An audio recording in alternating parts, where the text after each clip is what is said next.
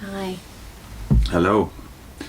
We read an extensive quote from a 1943 Watchtower in the last segment, which essentially says, if you could sum it up in a sentence, our quotas are directly from the Lord. So take the quotas we're now setting for every one of you as to your door-to-door ambitions, and you're reporting faithfully your door-to-door work. Take that as being straight from the Lord.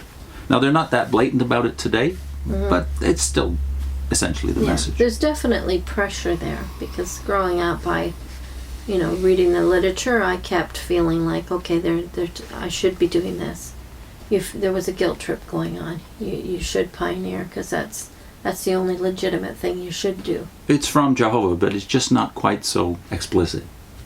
So Ray goes on about his looking back on his youth and how he accepted this at face value. He says, I was only 21 years old when that material appeared. Even so, reviewing this material now, I ask myself how it is possible that I and the vast majority of Jehovah's Witnesses could possibly read such blatantly arrogant assertions and not feel repelled, or at least be caused to think seriously about the attitude developed in us. At least one person did. The bound volume I presently have of the 1943 issues of the Watchtower once belonged to a man who had begun to associate with the organization back in 1910 and continued that association for 70 years up until 1981. When looking up the article above quoted, I found a small slip of paper he had inserted in the article. It is here reproduced, and Ray actually has a photostat of it on page 93 of the book. The photostat is simply quotas 60 hours, organization is God, and a direct reference to Watchtower 1943, page 205. Now, I don't think this brother, who turns out to be Percy Harding and comes back later in Ray's book, this brother who was serving 70 years is not saying that the organization is claiming to be God, but you have to treat it as if it's God. That's about the summary of the dilemma Jehovah's Witnesses are in. Right. Ray goes on, the whole spirit of this 1943 Watchtower article reflects the identical viewpoint expressed centuries ago in the Clementine homilies quoted earlier, in the statement that, quote, whoever disobeys your orders disobeys Christ, and whoever disobeys Christ offends God. That is why the earlier mentioned Watchtower article, referred to in Chapter 2, written in 1946, 4 years after Judge Rutherford's death, and entitled, Let God Prove to be True, was so refreshing.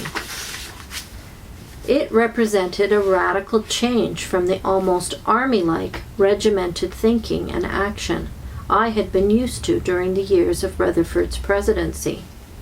Since the statements made in that 1946 Watchtower article, and those made by the Watchtower officials in Scotland, in the Scotland case in 1954, are at positive odds with one another, which represents the true position of the organization today? Regrettably, the evidence shows that the refreshingly moderate position taken by the 1946 Watchtower as regards the Bible and the right and responsibility of each individual to read it, and through such study to come to a personal conviction regarding its teachings, without dictation from some organization acting as a teaching power or teaching office, soon began to be qualified. Not only qualified, but eventually rejected, argued against in complete opposite terms. Why? I believe that after Judge Rutherford's death, there was an initial desire on the part of both Nathan Knorr and Fred Franz to move away from the strident dogmatism found in Rutherford's writings. No particular internal crisis situation existed when the new presidency of Nathan Knorr began. No major questioning or threat of defection, such as Rutherford faced, and which even the Society's publications indicate he met with hard-handed, sharp-tongued response. Governing body member Lyman Swingle, in discussing one day the change effected by the reorganization of the governing body in 1975-76, said to me, quote, if you think that made big changes, you should have been here after Rutherford died and Knorr took over, end of quote. Knorr's presidency marked a notable improvement over the virtual tyranny of Rutherford's control. Whatever the initial feelings of Knorr and Franz, however, as time passed, the age-old pattern began to assert itself once more. The trend towards strong emphasis on centralized organizational authority became more and more pronounced.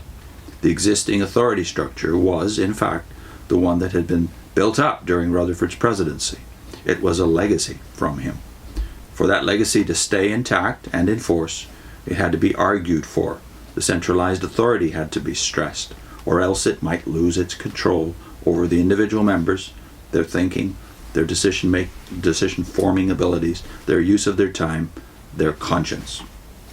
It may be noted that the 1954 Scotland trial, the Walsh case, was over the issue of whether Douglas Walsh, the presiding overseer of a congregation of Jehovah's Witnesses, qualified for classification as an ordained minister under the British Selective Service regulations.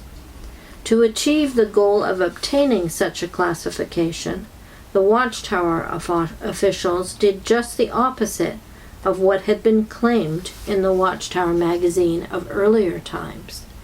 Those magazines had claimed that Jehovah's Witnesses were very different from the established religions of Christendom, which had their authority structures and their official creeds.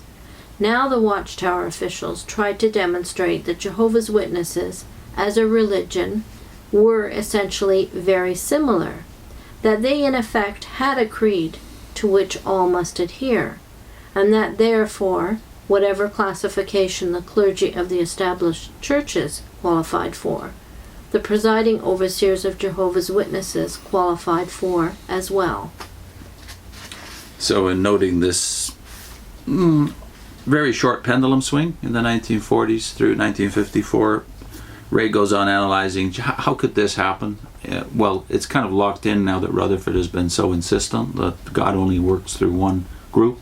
So he makes the point that they couldn't, in the long run, back off that claim. And so in the next segment, he gets more clear as to how this doublethink has in fact happened, that the Watchtower has created its own clergy class who are ordained and must be recognized by the world as ordained ministers. And they've also created their own creed. And unless you subscribe to that creed, you will be thrown out far more forcefully than anybody in Christendom ever is nowadays. It seems very self-serving, this this whole case, really. It's so that they can get what the clergy get. Yeah, very self-serving. So in the next segment, he revisits Scotland and considers the ramifications of the fact that now, 70 years after the organization's, less than 70 years after the organization's founding by Russell in his first books, they have become the very thing they detested and judged as being unworthy of God's use back in the days of Russell. Okay. Next segment.